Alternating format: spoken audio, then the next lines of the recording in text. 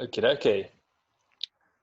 Welcome to the Salt Index Football Podcast, a podcast where we look at some of football's biggest questions through the lens of data analysis.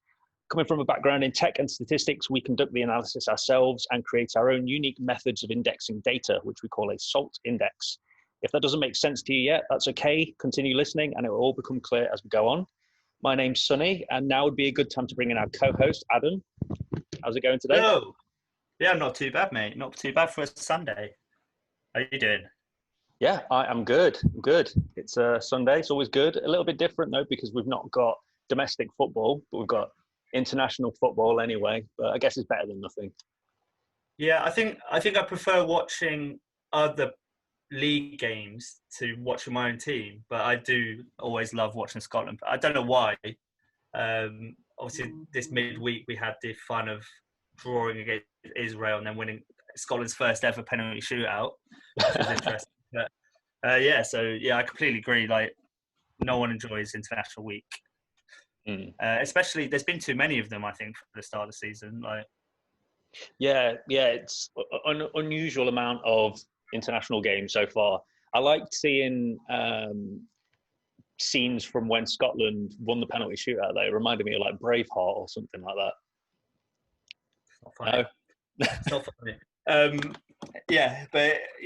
Good win. Hopefully, if Scotland beat Serbia, which is obviously a ridiculous game, then me and you might be going to Wembley to watch them if that game ever happens.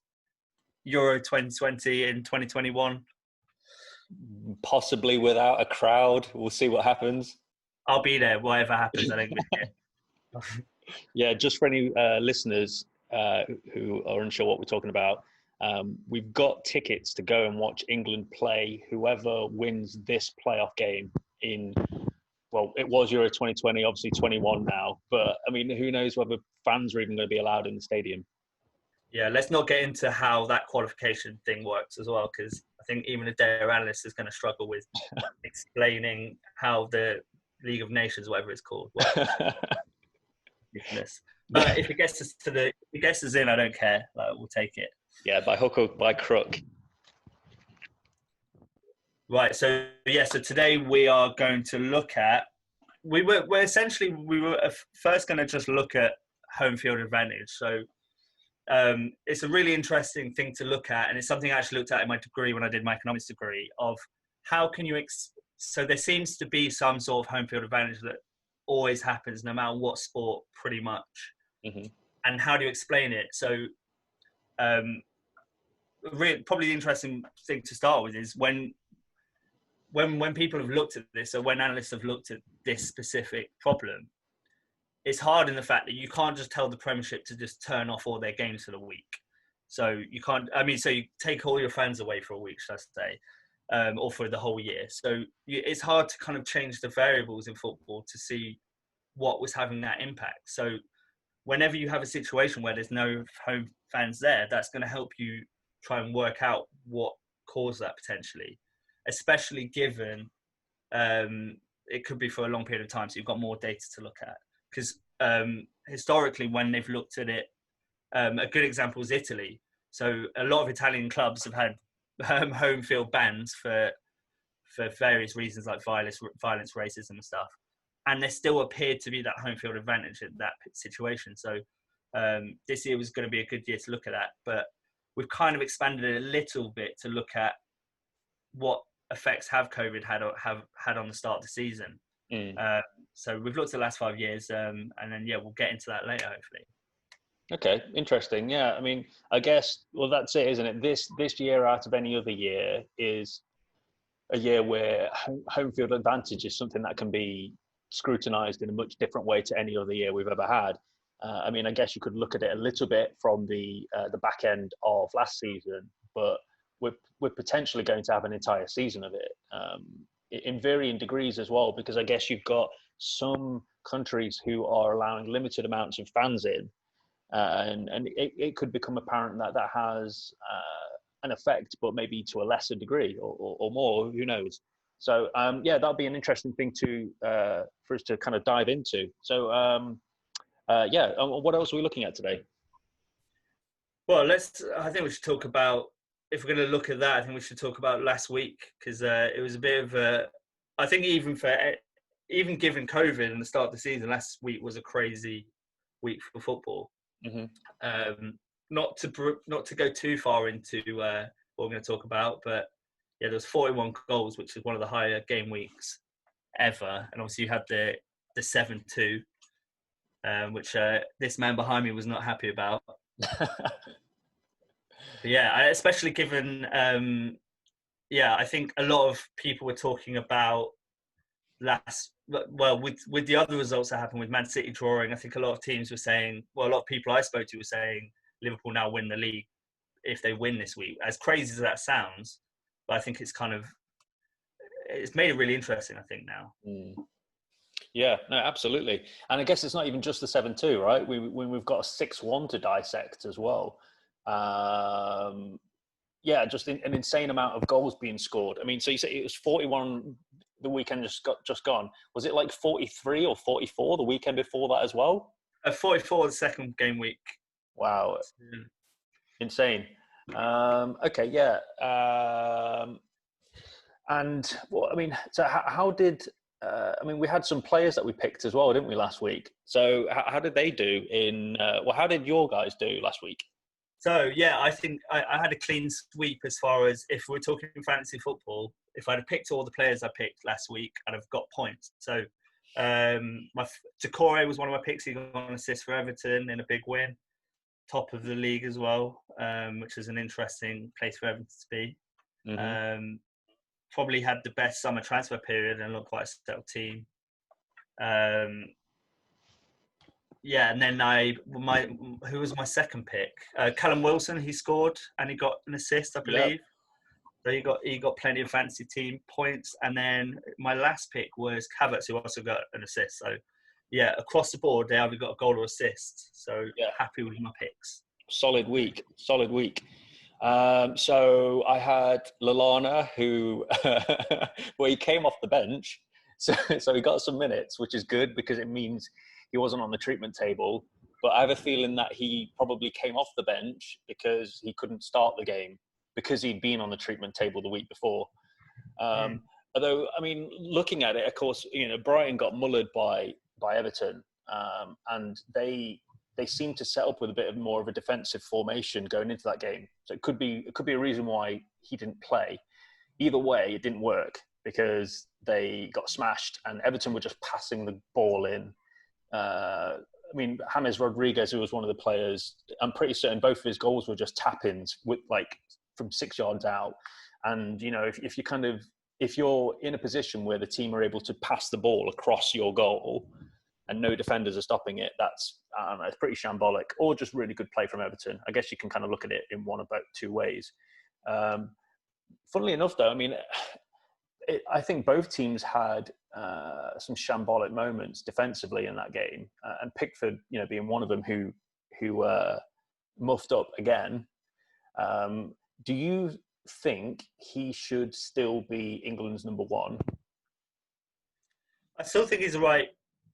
For Everton, if you wanted to go and get an actual better proven Premiership keeper, you're going to spend a lot of money that probably isn't worth it. For England, I'd probably just give Henderson a shot.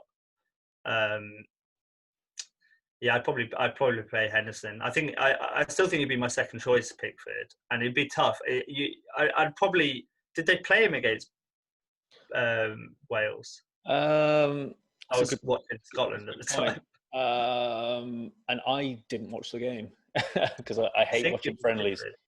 I think he might have played. Let me quickly check this.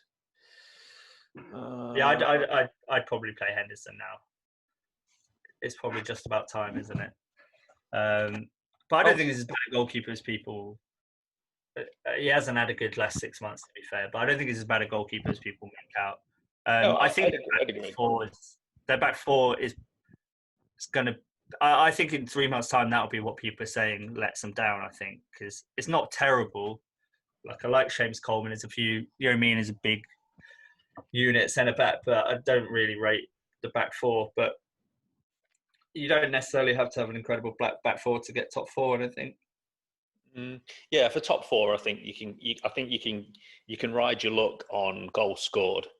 Of course, yeah, winning the league's a different thing. It was Nick Pope, by the way, who played for Oh, Wales. really? A completely different choice. Yeah, Another good keeper, actually. Another keeper that had an insane season last season. So I think that's it. Is the problem Pickford's got is that so many English goalkeepers had a decent year last year. I think Tom Heaton is a good keeper as well. So yeah, as Kevin De Bruyne said this week, I've been saying for the last 6 months, and it terrifies me as a Scotland fan. But I think England might have chances of winning tournaments in the next 4 years. They've got depth as well now. It's probably a bit of a hole in the middle of the park. I think they probably need another decent centre midfielder that plays every week, like box to box midfielder. They kind of put someone like Harry Winks in for that job. I think it's a bit lightweight. But yeah, I genuinely think they've got a chance. They've got a chance of winning stuff. Like there's so many young kids coming through that are decent. yeah. No, I mean, they've got incredible depth at the moment, but I personally think they need to play a different goalkeeper than Pickford. I think he's too error prone, and although I think you can get so far in knockout tournaments, I would not be surprised if he made a mistake that led to a goal, and it ends up being in one of those moments where it costs you big time. But maybe that's what 54 years of hurt does to you. It ages you massively. So, as a Scotland fan, I don't know what you're talking about. So, what's he pick? So Willian, he played. He had another solid game as well. I mean, he didn't set up a goal or anything, but I mean, I was thinking about it, and I think on paper their front three just looks much stronger with him in the lineup. Obviously Pepe's still good, and he's getting better and getting more used to the league. But I still think, Willian's been in the league for like seven or 8 years now, something like that. So he's just proven at that level.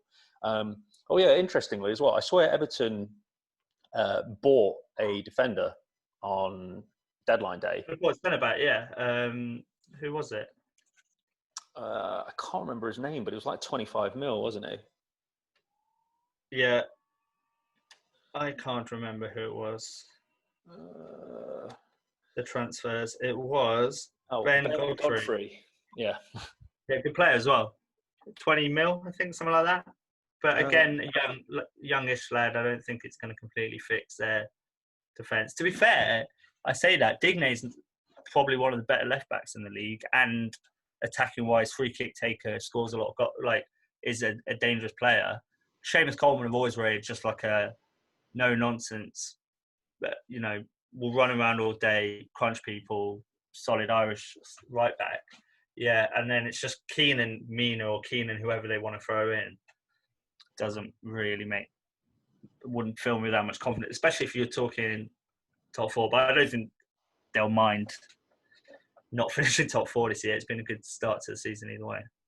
Well, yeah, absolutely. I mean, some of their players. I mean, if they keep up any of this type of form, then surely they'll be in and around that conversation towards the end of the season, and they'll have players who are in team of the season as well.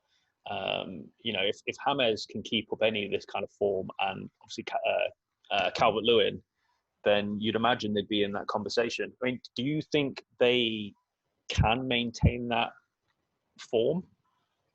No, I think again we'll see when they play some bigger teams later on. I think they'll get found out a bit.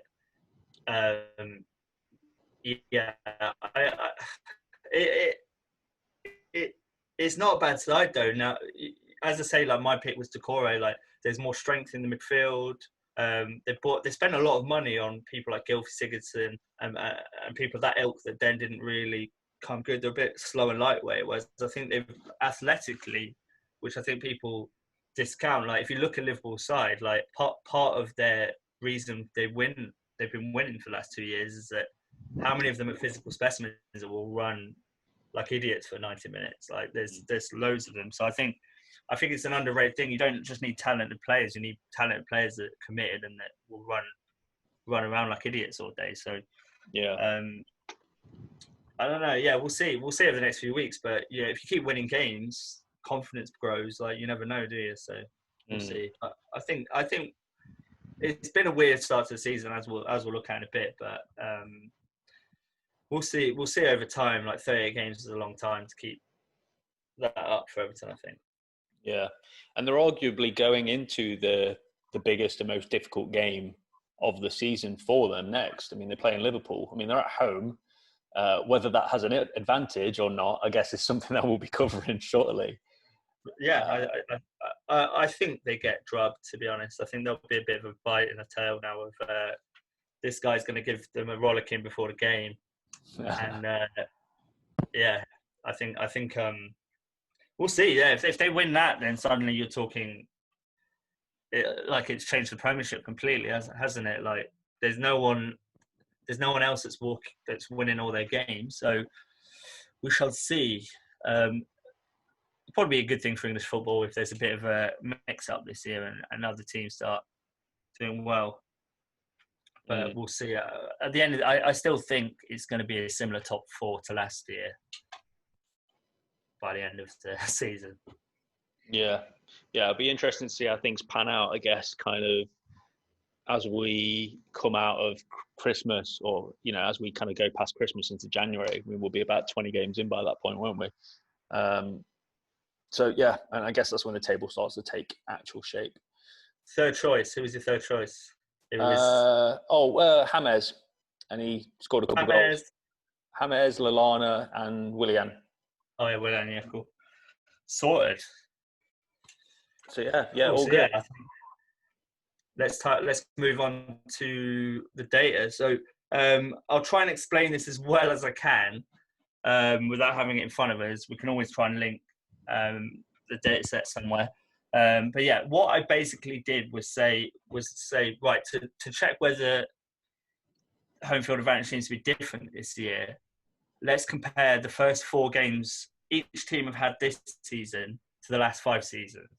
So I've looked at a few different things, but the main thing I did that's a little bit different that you wouldn't necessarily do if you were looking at game week. So what I basically tried to create was I tried to get the data to tell me about a time where you would expect a team to have won at home and the away teams won, and vice versa. So basically, every time someone won away that you would expect to lose, I gave it -2 points, and then if it unexpectedly won at home, I'd give it +2. So what would essentially come out of this is that you would have, if the number's positive at the end, it seems like there is some unexpected reason why you win at home, and if the thing ends up negative, it would seem to explain that teams are winning games away you wouldn't expect them to win. The one issue I had with this, so how I did this was I looked at the end result of that season.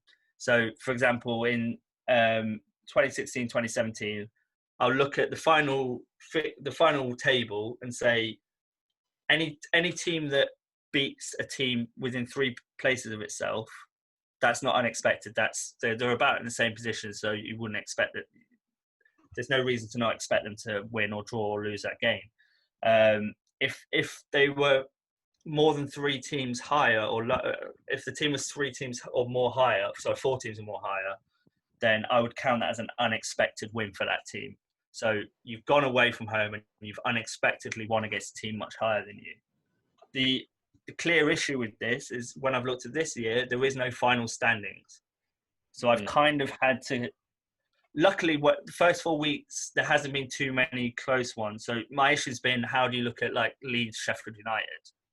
Like, you'd probably say an expected win for Sheffield United because they were a top half Premiership team last year and Leeds were Championship last year, but it makes it harder. And this is one of the things you've got to be really careful about when you're looking at data, is you don't want to create your own biases. So if the first 4 seasons I've looked at have a selection criteria that I have chosen but doesn't change, and then I change it for this season, you've created a bias in your own data. So you do want to limit that, but there's certain times, especially when you're trying to predict things, you kind of have to work out a way of doing that. Mm. So that's the day we looked at. So we'll probably start. I think we'll have a really good conversation about the home field advantage. So I'll probably just get this out of the way with. So the really interesting thing, I've heard it's been spoke about by commentators and people as well. The most interesting thing I think so far is, so we're looking from 2016-17 onwards. So those last 4 years up to this year, every first 4 games of the year, there's about 100 goals scored. So last year there was 113 goals scored. The year before there was 115 goals scored. The year before there was 100 goals scored. And in 2016-17 there was 96 goals scored. So we're talking about near the 100 mark for goals. These first 4 game weeks, there's been 145 goals scored. So we're talking basically an extra half a goal a game.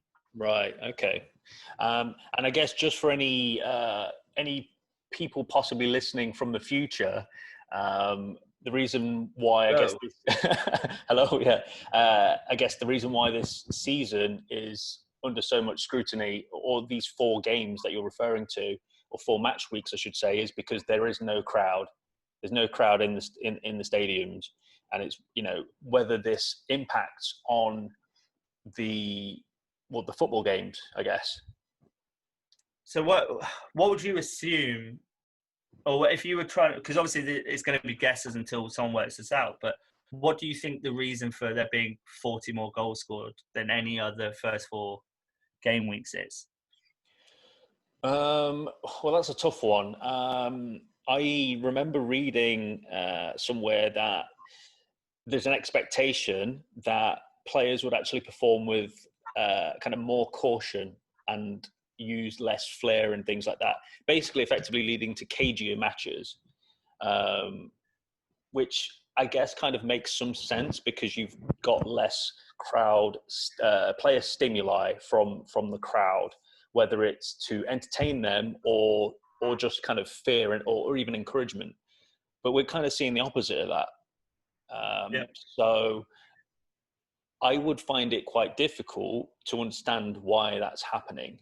And it would make me at least think that it's not to do with that. It's not to do with feeding off of the stimuli of the crowd. Yeah. I think so far there's kind of 2-ish theories about this, but obviously it's really early days. So it'll be very interesting to see what data comes out of this, but especially as you look at more leagues and see if it's the same everywhere else. But the first reason is pressure that people have said is that obviously if you're normally, even if you're at a home ground, I've been at quite a few stadiums, Anfield, plenty of big Premiership stadiums where when it's not going well, the home crowd is a hard atmosphere to kind of play football through.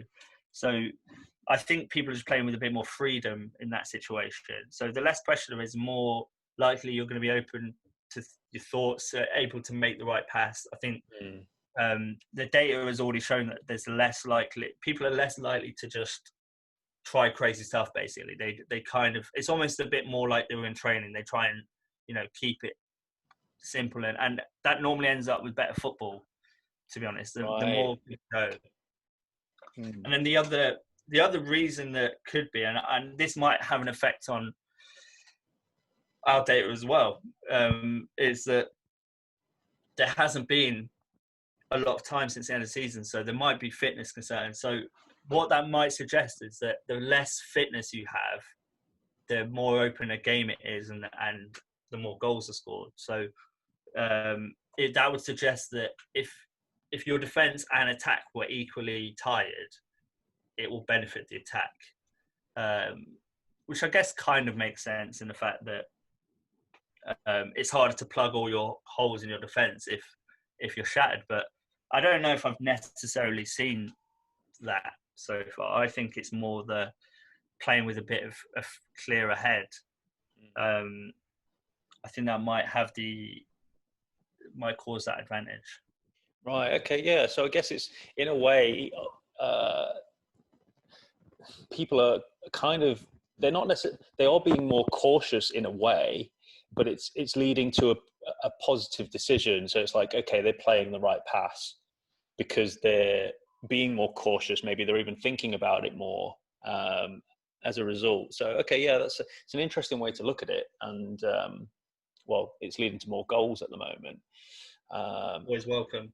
Always welcome. Yeah. So, and it's interesting. I mean, I was reading a study that was carried out. I think it was in by the University of Naples, and they were talking about all of the different studies that have taken place through the years, or at least over the last kind of 30 or so years in football. They noticed that there were three main factors that were often recognized and studied. One was familiarity with the stadium. This is, of course, in regards to home field advantage and whether it's a thing. So yeah, familiarity with the stadium, travel fatigue for the away team, of course, and then yeah, crowd support. And I guess crowd support is what you've been looking at. Is that something you have noticed in the statistics or the results or the findings that you've got so far? Because of course it's more, I guess it's tailored more towards the amount of goals. But yeah, are you noticing anything that kind of correlates that, or like a causal effect? We don't have the distance data. I guess we could. That's probably another separate thing to look at through a very similar lens, because you'd obviously be looking at various, like, how those results ended in a similar way to our data set looks at.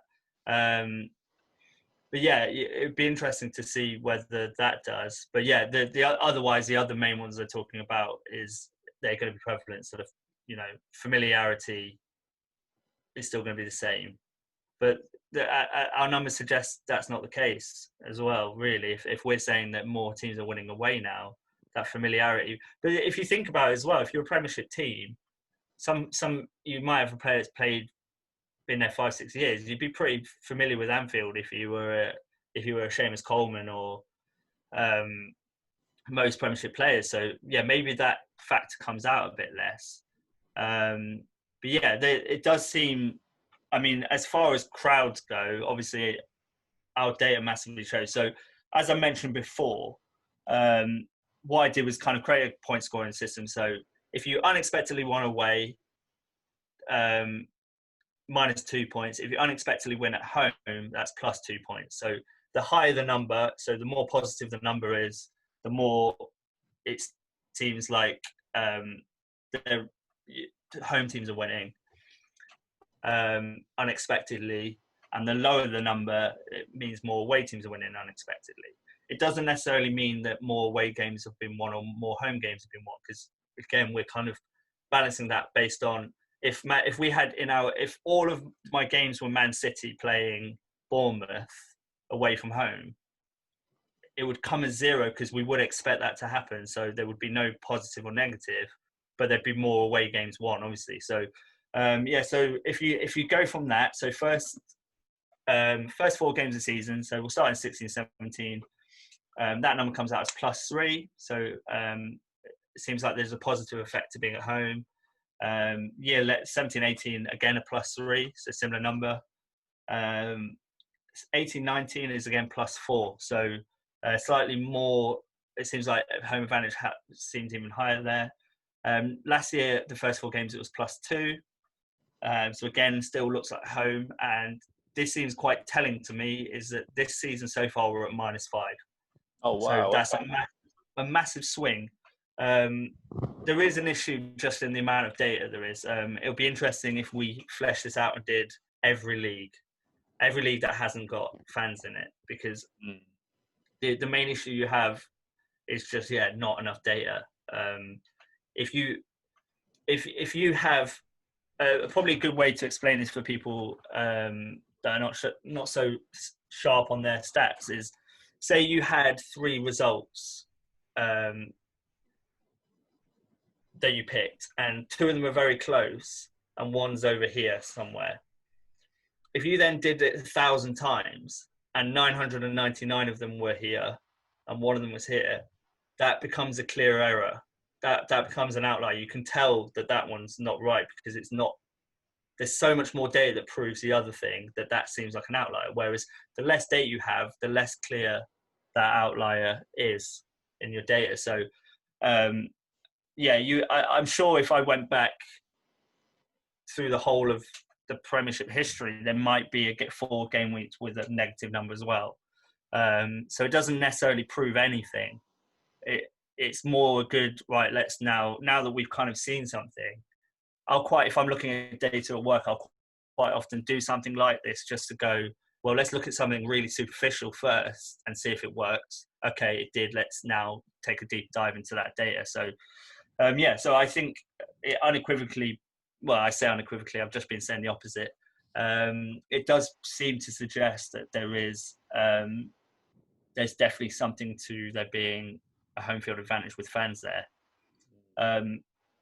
With that, as I say, when I actually was studying at uni and we were looking at this, it'd been almost proven that the fans don't have it doesn't completely explain why there's a home field advantage.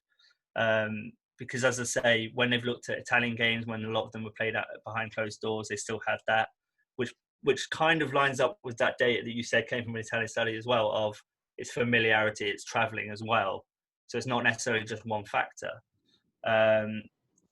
So that makes it quite interesting to look at. But yeah, I think it does suggest there is some sort of home field advantage. Whether the study I was reading was an American. I think they were looking at basketball, and what they suggested was there was a home field advantage, and it was because of the crowd, but it wasn't because the crowd made the players more likely to play better. If anything, they were saying it made both the sets of players slightly worse. What the main reason they gave for the home field advantage was that it made the referee more likely to give you decisions, which, if you think about it, that has a massive effect on the game. If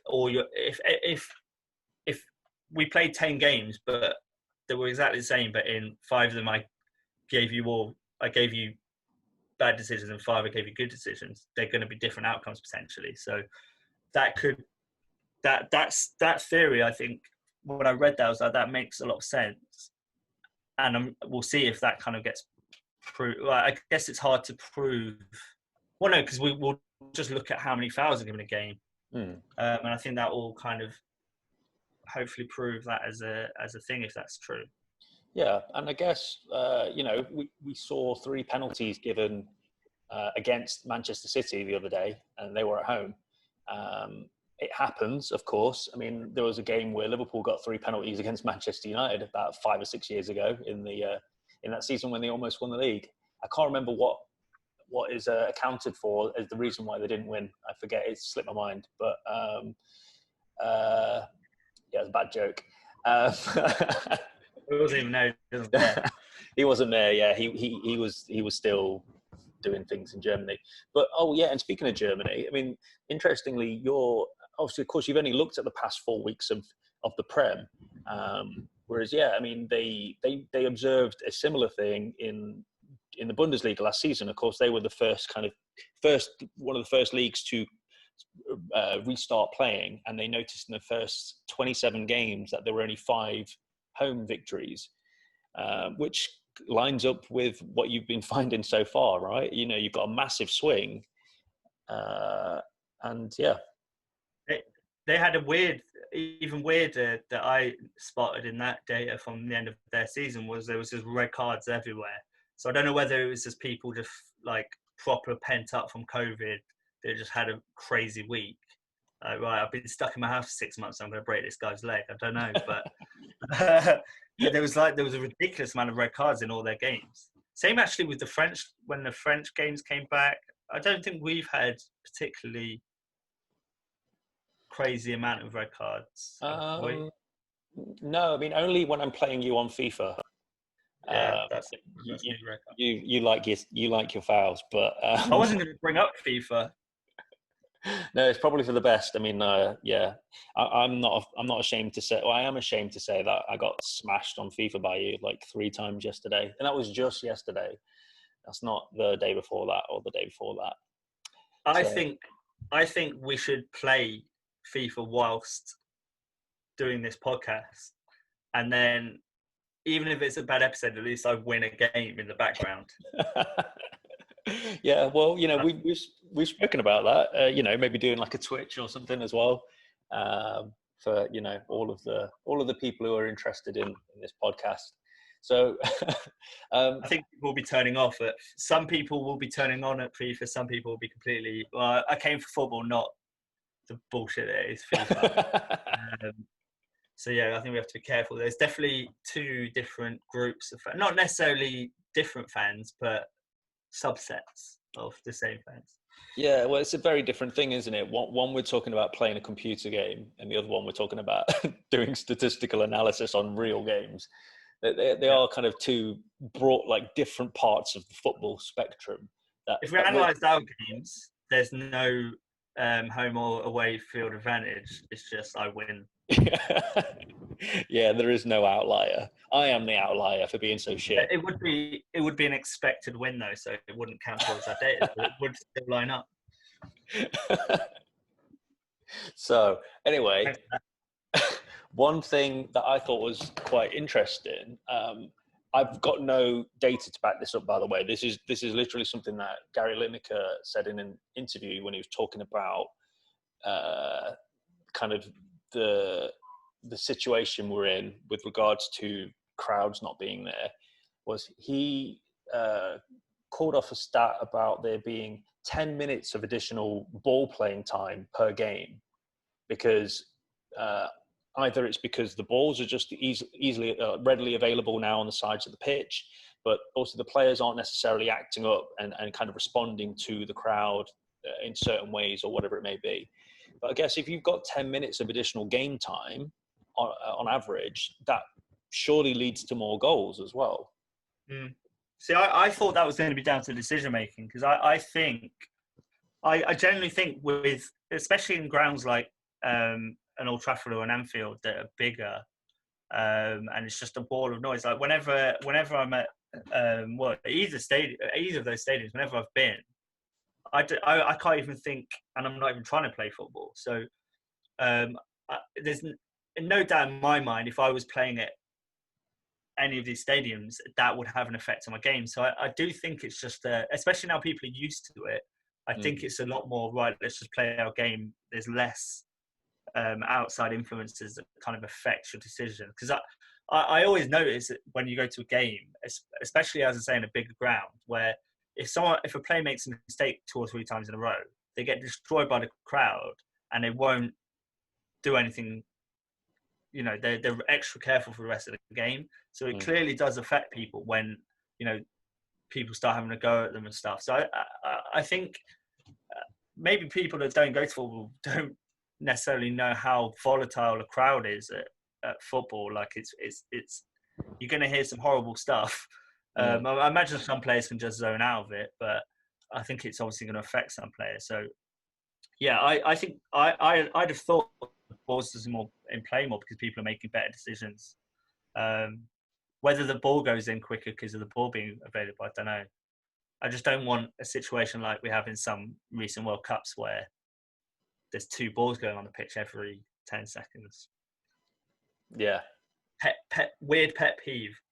That and vuvuzelas, they're my two World Cup no-nos.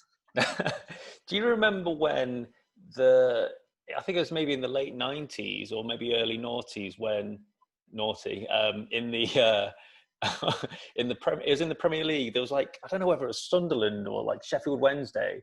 They started doing that crowd, like that song in the crowd.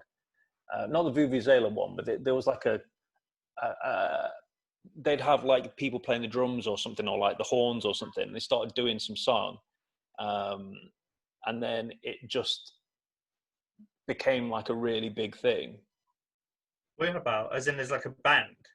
Yeah, it was like a band or something. They were playing some sort of like, it was that song, it was like, na, na, na, na, na, na. Oh yeah, they go to England games. Yeah, but yeah. I think it started in like Sheffield Wednesday or something. Potential. I can't remember. But yeah, you can't be... So that's okay. I don't mind a brass band at like an international game. But one of the worst experiences I've ever had at football was I went to a England under-17s game. I think it was been last season actually. And with it being like under-17s, so kind of younger players, they had like a kids go free. And they were also giving out those horns to kids. And it was literally like, it's bad enough when people are trying to say there's 100 people with horns and they're trying to play one tune. It's not going to be great, but at least they're trying to do one thing. This game, it was just like, it's like, chill out. Like, just like, it was one of the worst experiences I've ever had in football. I don't know why it got to me so much. It's just, it's like having 300 kids in your ear that aren't your kids. Yeah. Well, I guess this is something that people don't have to worry about at the moment because there are no crowds. Yeah, people at the game don't have to worry about the other people at the game because neither of them are at the game. Yeah, brass bands, racist abuse, and children playing vuvuzelas. Yeah, I to be fair though, I would, if you said I was going to be in a stadium with only kids playing vuvuzelas, but I got to go to a game, I'd take it at the moment. It's probably the longest I've not been to a football match for years. And ice hockey, don't get me started. That doesn't even like they're not having a season this year. So, oh wow! Okay, they've just said no, we're not doing it. Yeah, they don't have television money, so I guess a lot of sports where they've got quite high wages that don't have a big television following, I imagine there's more that are just kind of dying out at least for a year. But I think they'll come back, but I think it'll probably put them back years, just in the fact that building, because we're not a big country for ice hockey. We're going off topic here, but yeah, it's going to be a bit of a problem getting that back. Yeah, of course. Well, there was some article that came out that kind of we were talking about in our group chat about the league potentially reducing down to 18 teams, and this is presumably to help offset the financial ruin that a lot of the teams in the lower divisions are going through. I think it's a bit of a sneaky situation. So what they've basically said is, we will give you this financial incentive. Well, not even incentive. We'll bail you out in the fact that you guys are losing money left, right, centre. So anyone in Championship and below are struggling. And if we give you this, you need to vote for us to make a league that's more what we want our league to look like. So yeah, the things were, we'll have less teams in it. The teams that have been, like the big four and some of the teams that have been in it for longer, have more voting powers. So it did seem a little bit of a power, like, we'll give you some money if you give us some more power, which I'm worried about it being kind of a precursor to kind of a European elite league or something where you were playing, it's Real Madrid, Barca, Liverpool, just all the big money teams. I don't think that helps football in any way. No, well, I mean, people think it's going to go that way. People think some people, of course. I mean, I'm pretty certain like Arsene Wenger's been on record as saying it's inevitable. This kind of thing will happen. And yeah, you're right. Maybe reducing it down from 20 to 18 is just one step in the process. Yeah, well, it means that they get the more share of that Premiership revenue. So it's kind of like, oh yeah, we'll really care about the non-league and league teams. We'll give you some money, but now you need to give us more power. So I think the 18 makes them more powerful, and then it means, I think they're saying that it would mean that those, however many clubs it is, those 8 clubs would have more voting powers than the others. So they could just now, say for example, now if you said, right, we're going to have a new European league that only has 4 Premiership teams in it, the other 16 teams are going to turn that down. Whereas if you can reduce that by this, this is genuinely what I think they're trying to do, is give themselves more power by kind of pretending to offer some financial support, and then use that to kind of make themselves richer in the long run. So yeah, we'll see. I I was really pleased when I read the first part saying they were going to give £100 million to the Football League. I think it's more money actually, but I was a bit worried when they then said, and we want this from it, because they don't seem to tie in. Yeah, it's well, we'll see what happens, eh? We'll see what happens. But yeah, the idea of people having the idea of people being able to buy, or teams being able to buy voting power, just seems insanely corrupt. I guess that's kind of why in Germany people hate like RB Leipzig so much, because they're doing something that's completely against the kind of like the standards, I guess, of that division, because they, of course, they run with the, was it 50+1 rule or something, where it's like that amount of percentage must be like fan owned or kind of fan directed or whatever it may be. Yeah, I mean, yeah, it's Hoffenheim, isn't it? It's their stadium is in a town of like a few thousand people, so it's a very artificially created side. In the fact that if all of the people of Hoffenheim turned out, they still wouldn't fill the stadium. So I'm probably wrong if I get picked up for that event later. Apologies, but I know it's a very small town. So yeah, I think that's the issue. Is it's a bit like if I'm trying to think of a really small town in England. It's a bit like if Ilkeston, that's a very local Nottingham place for people to know, suddenly had a 50,000 stadium and was in the Premiership. It would be like, well, where did that come from? So yeah, it's an interesting money power, and I think at the moment there's a clear problem that the Premiership makes a hell of a lot more money than Championship, and there's a clear separation between quality in the Premiership and the other leagues. Do I think that reducing the amount of teams in the Premiership will help that? I think it's almost the opposite. You kind of make it even more exclusive. You've got less you've got less chance of going into that league. Essentially, you've got more competition. So I think it'd be a mistake, to be honest. But I'm very much a don't change the rules until you have to sort of guy. Yeah, no, that seems fair. I understand that. Okay, so was there anything else in the statistics that you or your findings that you thought was interesting? Not really. No, that is very simple data. So that what came out of it was, it seems like there is a home field advantage still this year. It seems like there's less. Well, there is a lot less goals being scored till this year. And then I guess the final thing was more home games in general won than away games, and I think the data says slightly, but it's more if you want to ask this question, you don't want to just add up all home and away wins. You need to kind of build, as I've done, is build some sort of, would you expect that win to happen or not? It's a bit like expected goals, which I think we're going to talk about a later episode. As in, you're looking at something slightly different than just adding up all the home and away wins. So it's quite often, if you're trying to build this sort of data set, you kind of want to come up with something a bit different, innovative to kind of measure things. So it'd be interesting to see how that goes on. And you'll see, I'm sure you'll see weeks through the year where less goals are scored. Even the first game season, the first game week this year was only 23 goals, which is quite standard. And then it has kicked off. There was 2 less games though, to be fair. But I think quite a simple data set.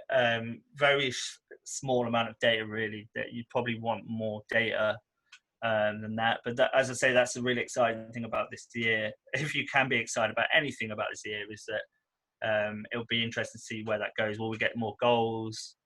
There's going to be some. I still think there's going to be some weirder factors, as in what happens if a team has 7 COVID cases.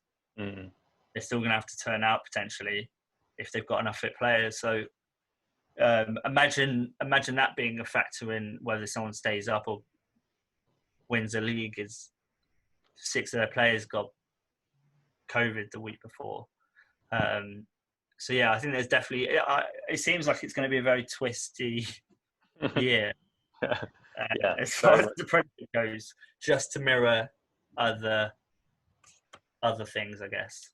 Oh yeah, absolutely, absolutely. Well, okay. I guess that kind of brings us to the end of our episode.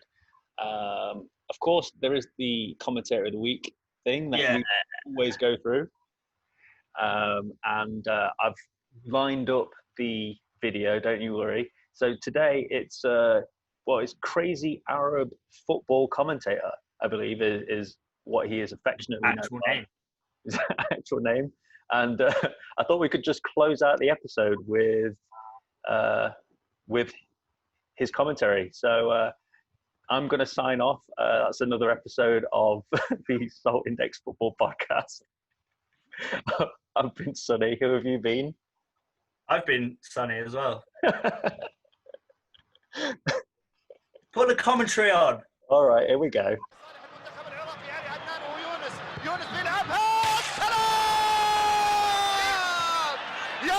قلوب العراقيين هذه هزت قلوب العراقيين يا يونس بيلعبها في الارض كره مباغته بتعود العراق هذه السلام الله همامي السلام impossible Is that Lee Dixon? مش معقولة ابدا كم عرضة وكم قايم وكم هجمة يا الله ارجع يا مخرج عطنا اياها يا مخرجنا شو سويتوا يا العراقيين شو سويتوا يا العراقيين شوف ارجع من بدايتها يا مخرجنا شوف هني العراق عالية وعرضية عدت ووصلت ويونس سدد وشالها وليد ومرة ثانية همام طم والله شيء مو معقول يونس شوف كيف شاتها الدقيقة عراقية دقيقة حريقة مو بدقيقة الله لا مو طبيعي